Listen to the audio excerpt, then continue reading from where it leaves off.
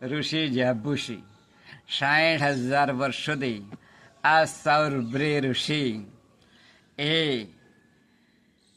નદીની અંદર બેસી અને તપશ્ચર્યા કરી. હવે 60,000 વર્ષ તપસ્યા કરી એટલે શરીર કેવું થઈ જાય? એકદમ પોચું પોચું થઈ જાય. પરંતુ એમણે તપશ્ચર્યા કરતી વખતે 2 માછલીને એ મૈથુન કરતા જોયું એટલે ટીપે બુદ્ધિ ગઈ. આ સર્ભી ઋષિને ટેપે બુદ્ધિ ગઈ. એમને વિચાર આવ્યો, આ તો મારા જીવનમાં બાકી રહી ગયું. એટલે એમની અંદર કામવૃત્તિનો કીડો સળવડ્યો.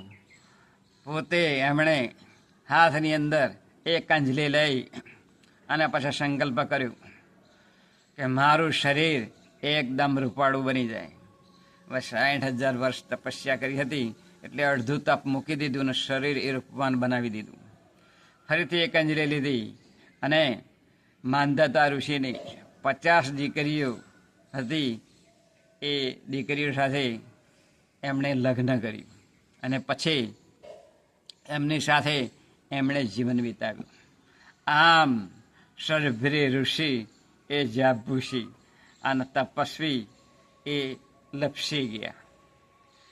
આમ તપસી ગયા લપસી અને ઋષિ ગયા ભૂષી.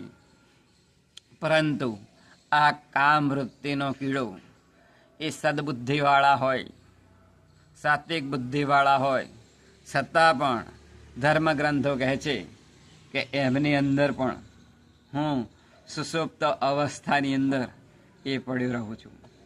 જ્યારે દેહ જાય તેની સાથે આ મન જાય અને મન સાથે આ કામવૃત્તિ પણ જાય. એટલે કામવૃત્તિનો ઉદય એ જ્યારે એનો સમય થાય ત્યારે એમનો ઉદય એ થતો હોય છે. એક વખત એક ઋષિ મહાત્મા એમણે વિચાર્યું કે એમના ઓગણે ઝૂંપડી હતી, એમની બહાર એક મગર એ મરેલો જોયો. એમને વિચાર આવ્યો, નાનું બચ્ચું હતું એટલે એમણે ઉચકી અને એમના જે ઝૂંપડી હતી એના પર મૂકી દીધો.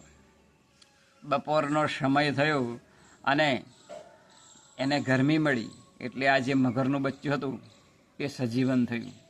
એટલે એ મહાત્માજી પણ કહે છે કે જેમ આ મૂર્છા પામેલો હતો મગરનું બચ્ચું, પરંતુ જેને ગરમી મળી એટલે ધીમે ધીમે સળવળાટ થયો અને એ જાગ્રત અવસ્થાની અંદર આવી ગયું. એમ દરેકની અંદર સુષુપ્ત રૂપે કામવૃત્તિ પડેલી હોય. જ્યારે